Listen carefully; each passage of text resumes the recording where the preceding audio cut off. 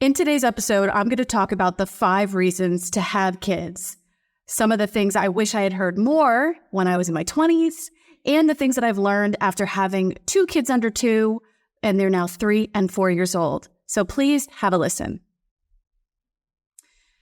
All right, so I'm creating this episode, and I'm not sure if this is going to be controversial, but it might be.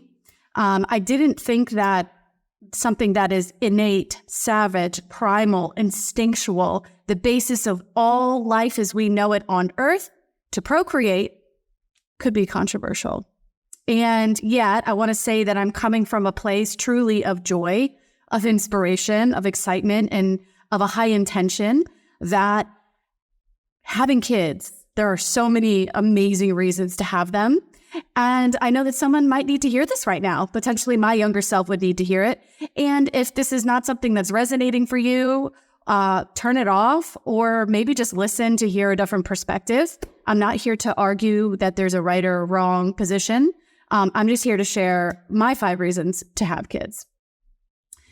I watched on YouTube Birth Gap, which is a documentary basically documenting how childlessness is on the crazy rise. Now, there's a difference between childless and child-free, okay? So someone that's child-free has made a choice to not have children. So they might not want children, or there's a number of reasons why they're child-free, and that's a very conscious intention for them. Childlessness, being childless, means that you had wanted kids. You had planned to have kids. You really wanted to be that mom or that dad, and you really imagined that as part of your life. Yet you find yourself reaching the age biologically or in your life where you won't have children. So someone that's childless, it was unfortunately is a very difficult position to be in. I can't imagine. So the Morgan Stanley report said that by the year 2030, 45% of women, almost half of the women in the world, will be single and childless. So that's in like 7 years. Half of all women, prime working age, between the age of 25 to 44, half will be single and childless. And it's the largest share in history. They're talking about how birth rates are falling in every country. This is not just a Western issue. It's all over. I would recommend you go to Birth Gap on YouTube as well as the website just to inform yourself a bit. And so I've kind of panicked because I had never felt like I absolutely want to have kids growing up. I'm born in 1986, and I think there's a lot of factors that probably created my feeling of like less of an urgency to have kids, or not my feelings. But luckily when I met my husband, we're like, yeah, let's have kids. And we got pregnant with 2 beautiful boys very quickly. And I just like couldn't, not that I'm recommending it, but I'm just saying like, kids are awesome. I am so happy I have kids. I'm 37 years old now. We're not having any more. But I felt like, wow, I needed to just share a message to people, especially because it's going to be a crisis or like a collapse in the population 100%, is that like kids are awesome. And here are some reasons why. I'm just going to give them as stories. So I can't describe the joy I get when I hear my son, Henry John, he's almost 3, talking about white chocolate. White chocolate is a stray feral cat that comes around our house that we feed cat food to. I named it white chocolate. It's like a white cat. And my children will see white chocolate and be like, white chocolate. And they go outside. They want to feed the cat. They want to go near her. They'll like stand and stare at her. And then they'll talk about her, like later on saying like, well, are we the owners of white chocolate? I'm like, no, and we could talk about this white chocolate thing. And I can't describe it.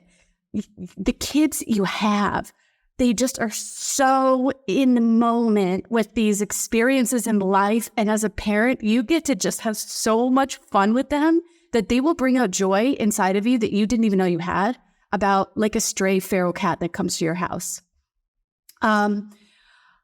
I love driving in the car with my kids in the back seat, and then I will hear one of my sons yell, "Curacao!" And it's because they see a carousel flag like in a home or on a car or on a business, and they'll just yell out like country names. They know where the American flag is, okay, on the way to the beach. They'll just scream, "America!" They know Suriname, they know England, they know Germany. They know so many flags. And literally, they like the flags because I think it's cool that they know flags, okay? It's just like a joy, like driving around. You know, if you don't have kids, it's like you're just driving to work, you know? But now you get to like engage a person, like you get to engage something in the growth and the learning and just the being in the world. They just help me be such in the present moment. I love in the mornings, we sit on the balcony. We live in the Caribbean, so we see a lot of stars. We could also see Venus and Jupiter in the morning. And I love talking to my kids about, oh my God, there's Venus, there's Jupiter. And I'm like, Jupiter, it has so many moons. Why don't we have more moons? And Jupiter has 95 moons. So like I'll Google stuff to learn so that I could like teach my kids things. And this morning, I said, I want a moon. I want more moons. And my son, Liam, the 4-year-old, he goes, "Mommy, we'll go on a rocket ship. Let's go on a rocket ship and get a moon." I said, "Yeah, but when we're at you, how do we get the moon?" He goes, "Well, we'll take it with our hand and then we'll bring it back and then we'll put it up in our sky." I said, how many moons are we getting? He said, 4. I said, okay. You know, it's awesome. Like, I hope you're feeling this. Like, these are the reasons why to have kids. It's like literally the moments where I am just so lit up and happy to be alive. I think like in terms of business, one of the reasons to have kids, and there's a lot of studies around this. I don't want to be too boring, but parents obviously now have their certain amount of time. And there's a lot of people saying like, you lose your freedom. You don't have your time. You can't do whatever you want. Like, honestly, shut up. Like, honestly, be quiet. What do you mean? I want to be with my kids. Like, I want to talk about Jupiter's moons and how we're going to go get those moons. Much more than another happy hour or like blah, blah, blah. It makes the happy hours that much better. Like when I go out with my girlfriends, it is so good because I'm like so into that moment of like my night out. Okay, if I go out dancing on a Saturday and I only go out once like every 2 months out dancing, it makes that out dancing so awesome. I think kids like elevate the level of experiences that we can have as parents because we can't have them all the time. So it gives more value to the things we're doing. We are much more intentional about what we do. So then, yeah, stuff goes away. Like if you have so much time on your hands, you just like can blow your time in all different ways. Parents, if you do it right, like parenting, you gotta prioritize yourself. Obviously, go out dancing. You gotta go out with your friends. You know, you gotta navigate all those things, but it makes it so much more worthwhile because you have kids. It's a no-brainer. I also know that in business, I love coaching. I like love what I do as my profession. So my clients give me a lot of joy, as well as creating this podcast. Like I love this podcast as a vehicle for the work that I do, the things that I write about and think about, and just supporting people to change their life. So I don't want to give up also my professional career, my vocational purpose. However, I had made so many changes in my business so that I would only be paid the rates that I really want, only work with the clients that I want, only do the content that's really going to light me up, and everything else, gone. I'm not wasting my time working a 10-hour day. I'm going to work a 4-hour day, do everything that I love, create the same amount of impact, and then go pick up my kids at 3 p.m.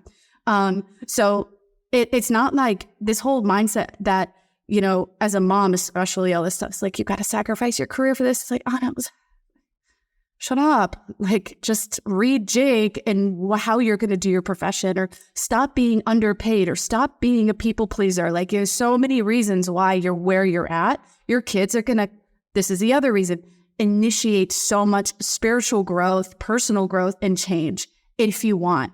Like, your kids are going to like force you to change some of the patterns and the habits that you're doing if you want to. You're going to start to see parts of yourself that were kind of cool without kids, or you deal with at work that are no longer okay. And they're going to just be these little teachers, little tiny teachers stealing money out of your purse because they're costly.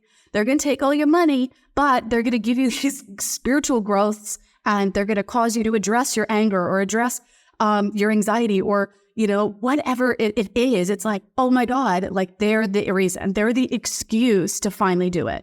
One of my clients who's a father, actually in his 40s, he's doing I think it's called the Hoffman process, 6 days. And he said, I'm going to go and finally address the fatherhood things that are not okay, that I don't want to do to my kids and pass down to the next generation.